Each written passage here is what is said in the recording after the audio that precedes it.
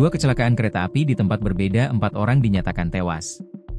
Dua insiden kecelakaan yang melibatkan kereta api terjadi di Prambanan yang merupakan wilayah perbatasan Klaten, Jawa Tengah dan Sleman, Yogyakarta hari ini, Selasa, 4 November 2025.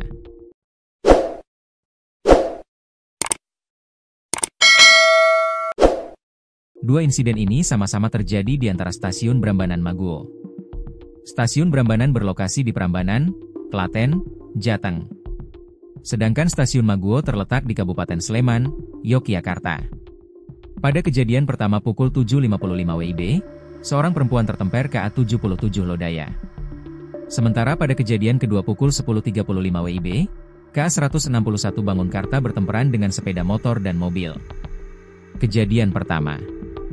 Pada pukul 7.55 WIB, KA-77 Lodaya relasi Solo Balapan Bandung tertemper orang di kilometer 1519 petak Jalan Prambanan Maguwo.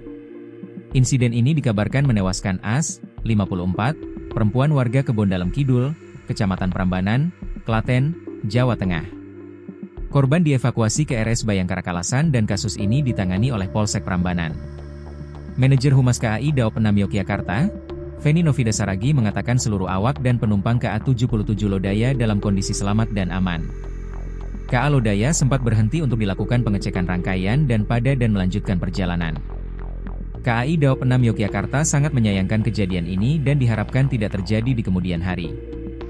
Masyarakat diimbau untuk mematuhi rambu-rambu yang berlaku, tidak beraktivitas di jalur KA dan hanya melintas di perlintasan sebidang resmi, terang Feni saat dikonfirmasi tribunnews.com, Selasa.